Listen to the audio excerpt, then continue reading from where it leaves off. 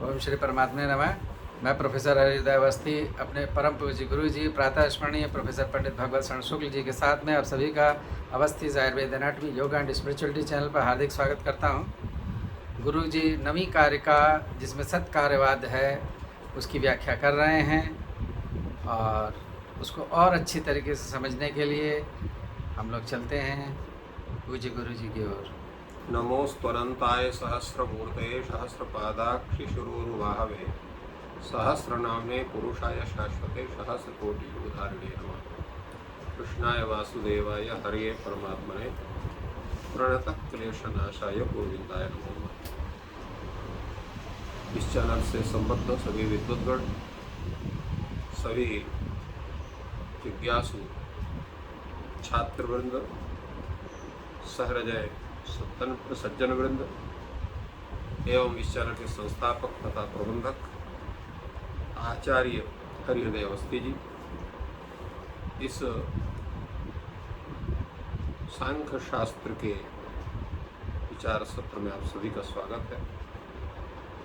जैसा बताया गया कि हम लोग संप्रति सत्कार्यवाद जो प्रमुख सिद्धांत है सांख्य शास्त्र का, उस पर चर्चा कर रहे हैं। इसमें आचार्य ईश्वर कृष्ण ने 5 हेतुओं को बताया कि कार्यम सत, प्रथम कार्यम सत, असत अकरणात्, उपादान ग्रहणात्, सर्वसंभवाभावात्, शक्तस्य शक्य करणात्, कारण भावात्। ये 5 हेतु दिया, इस पर चर्चा पूर्व में हुई थी। अब आचार्य वाचस्पति मिश्र इन 5 की व्याख्या किस रूप में करते हैं, क्या उनके तर्क हैं, क्या विचार हैं, उन पर हम लोग क्रमशः चर्चा कर रहे हैं। तो सर्वप्रथम यहाँ पर असत अकरणात्, इस पर चर्चा है। जैसा पहले ही बताया गया कि कार्यम सत, यहाँ पर कार्य पक्ष है, सत यह साध्य है, असत करणात् यह हेतु। तो इसमें कहा कारण व्यापारात् प्राग अपि कार्यम सूक्ष्म रूपेण तत्र स्थितम भवति। तात्पर्य है कार्य सत क्यों है? क्योंकि जो असत है, जो अविद्यमान है, वो किसी कारण नहीं बन सकता है। इसकी सत्ता ही नहीं है तो किसी वस्तु के उत्पादकता में कारण कैसे बनेगा, हेतु कैसे बनेगा? तो इससे ज्ञात होता है कि जब कोई अगर सत वस्तु उत्पन्न हुई है तो उसका कारण भी सत होना चाहिए। तो सत कारण से ही सत कार्य उत्पन्न होगा। तो जो असत है वो किसी का कारण नहीं बन सकता है, इसलिए सत ही किसी कारण बनेगा। इसलिए चूंकि असत किसी का कारण नहीं बन सकता है, इसलिए कार्य सत है, क्योंकि सत कारण से ही सत कार्य की उत्पत्ति होती है। क्योंकि इनके सिद्धांत में कारण व्यापार के पहले ही कार्य वहां पर सूक्ष्म रूप से रहता है। लिखते हैं तथा च न सिद्ध साधनम नैयायिकई रुद्भावनीय। नैयायिक तनय ऐसे यहाँ पर लिखा हुआ है, एक तरह का व्यंग है नैयायिकों के लिए। जो लोग कहते हैं कि भाई जब कार्य सिद्ध है तो उसको सिद्ध करने के लिए फिर क्या जरूरत है? कि जैसे पिष्ट का पेषण नहीं होता, वैसे सिद्ध का फिर साधन करने की क्या जरूरत है? तो सिद्ध साधन नाम का एक दोष होता है, वो दोष यहाँ पर उत्पन्न होता है। ये कहते हैं कि इस स्थल में सिद्ध साधन दोष नैयायिक तने और नैयायिक पुत्रों और न्याय शास्त्र के ऊपर जो विचार करने वाले हैं वो उनके द्वारा नहीं उठाया जाना चाहिए। उसका उन्होंने उत्तर दिया, यद्यपि बीज अमृत पिंडादि प्रध्वंसानंतरम अंकुर घटात्युत्पत्ति उपलभ्यते। बीज से अंकुर उत्पन्न होता है और मिट्टी के पिंड से घट उत्पन्न होता है। जो बीज है उसमें जब हम खाद पानी वगैरह देते हैं, मिट्टी में उसको रखते हैं, तो उससे उत्पन्न होता है अंकुर। तो अंकुर उत्पन्न कब होता है? बीज का जो अपना स्वरूप है वो नष्ट होता है, उसके नष्ट होने के बाद तब फिर वहां पर अंकुर का स्वरूप होता है। उसी तरह से मृत पिंड का जो स्वरूप है वो नष्ट होता है और फिर उसके जाकर के घट का स्वरूप वहां पर उत्पन्न होता है। तो इससे ये ज्ञात होता है कि जो बीज ध्वंस है वह अंकुर के प्रति कारण है और पिंड आदि का जो ध्वंस है वो घट आदि की उत्पत्ति का कारण है। तो इस तरह से प्रध्वंस अर्थात अभाव ये कारण माना जा सकता है किसी कार्य की उत्पत्ति के विषय में। ऐसा लोग इस पर विचार करते कहते हैं, किंतु ये सही नहीं है। तथा प्रध्वंसस्य न कारणत्व, क्योंकि प्रध्वंस जो है वो किसी का कारण नहीं बन सकता है। क्यों? अपितु भावस्यैव बीजाद्यवयवस्य, वहां पर विद्यमान ही बीज का अवयव बीज के अंकुर के प्रति कारण है।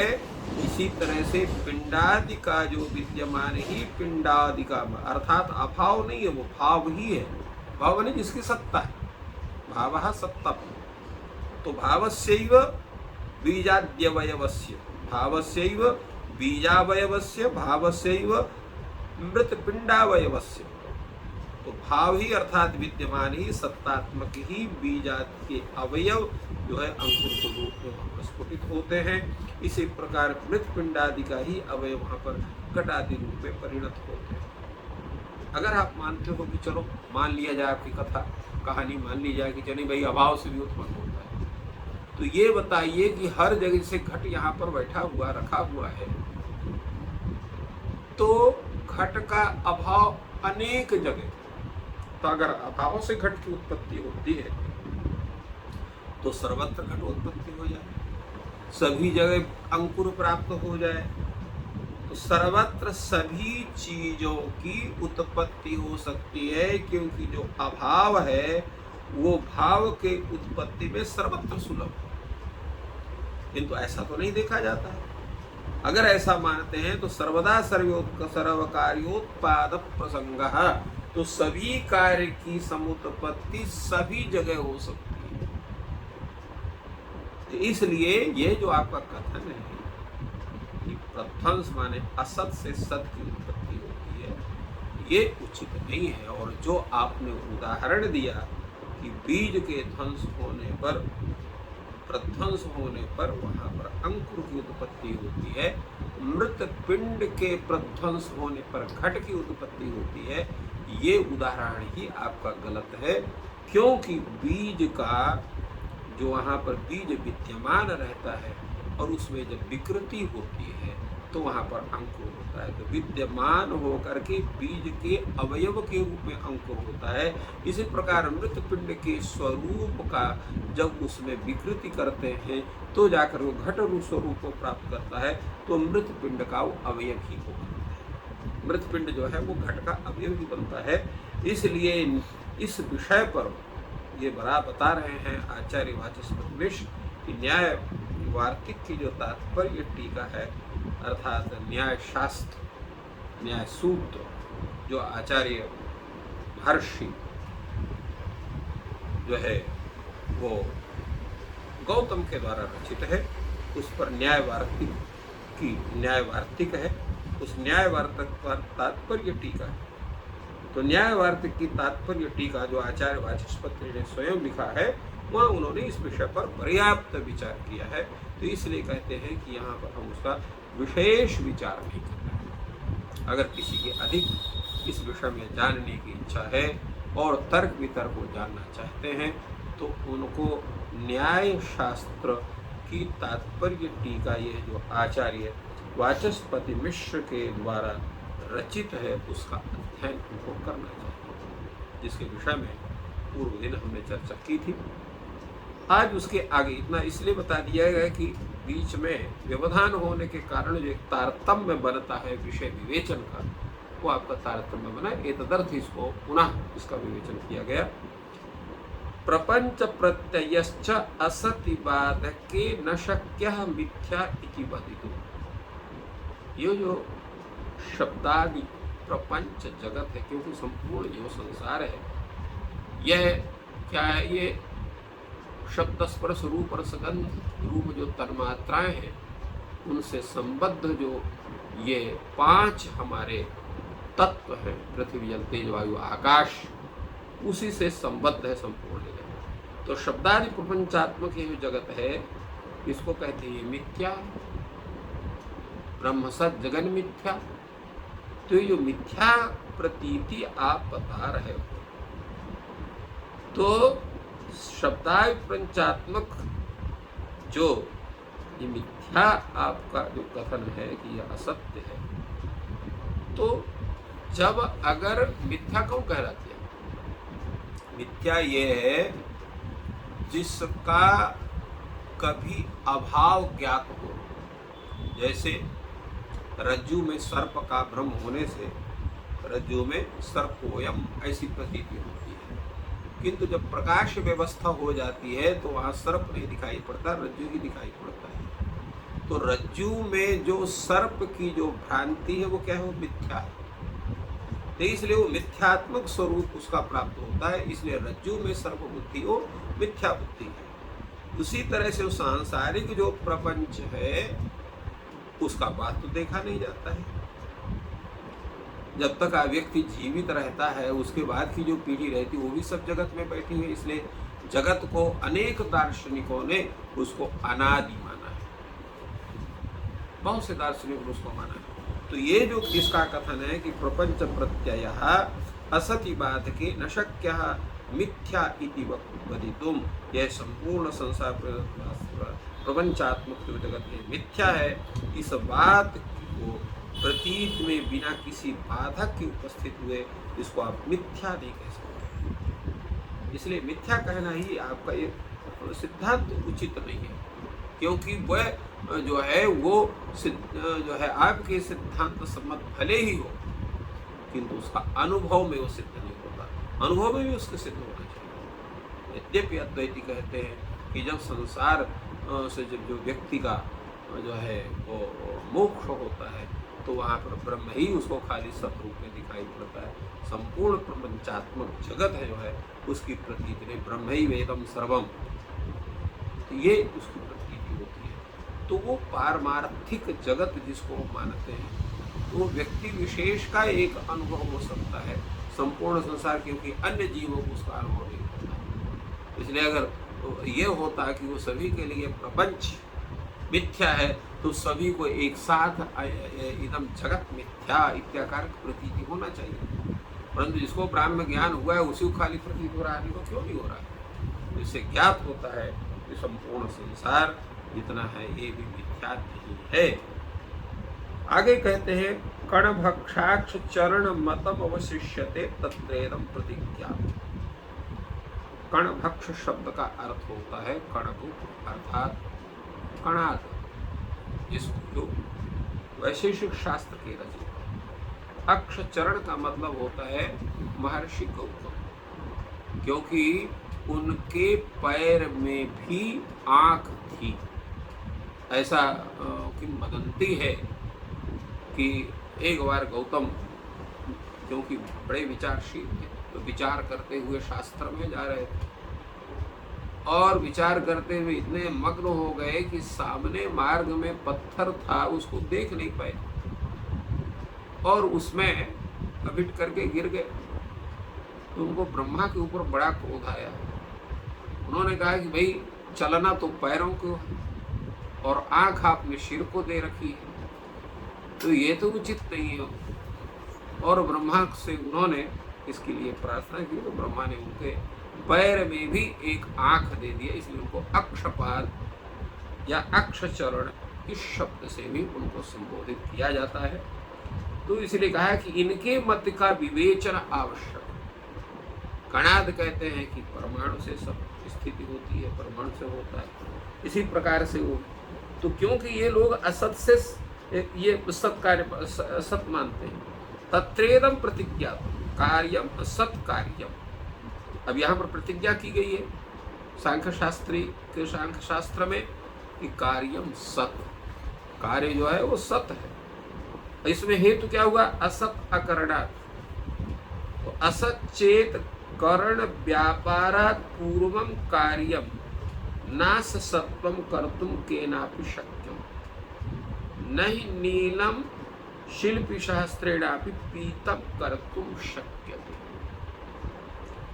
तात्पर्य है कि अगर असत वस्तु को ही कारण व्यापार के पूर्व कार्य के रूप में अगर मानी जाए तो अस्य सत्वम कर्तुम न केनापि शक्यम, तो वह जो उत्पन्न वस्तु है उसकी सत्ता को आप किसी भी कारण से, किसी भी प्रमाण से उसको सत्व आप नहीं मान सकते, उसको नहीं सिद्ध कर सकते, क्योंकि जो जैसे वस्तु है उसका कारण भी उसी तरह का होगा। आप 1,00,000 कोशिश कर लीजिए, आप रुई से घट का निर्माण नहीं कर सकते। कोई कह सकता है कि गोंद वगैरह लगा करके घट का स्वरूप को दे सकते, तो घट का मतलब क्या होता है? जलाहरण शक्तिमत पदार्थ, जो जल का जिससे आहरण आनयन किया जा सके ऐसा। तो ऐसा जो पदार्थ है वो घट पदार्थ, वो मृत्तिका से बनेगा, किसी धातु विशेष से बनेगा, वो जो है वो जो है रुई से नहीं बन सकता।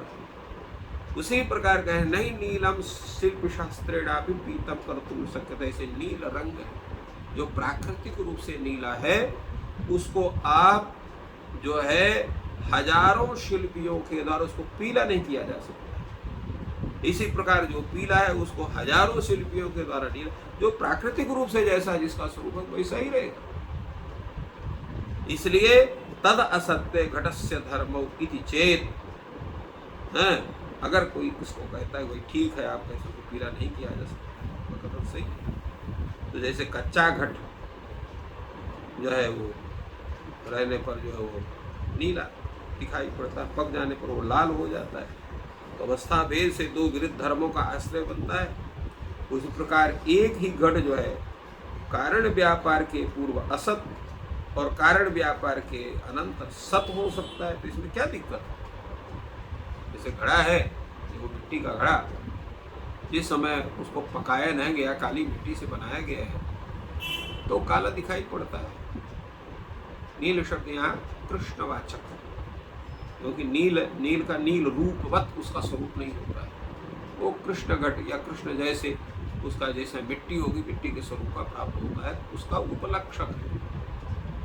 तो उपलक्षक होने के कारण जब वह घट पक जाता है तब वो रक्त वर्ण का हो जाता है।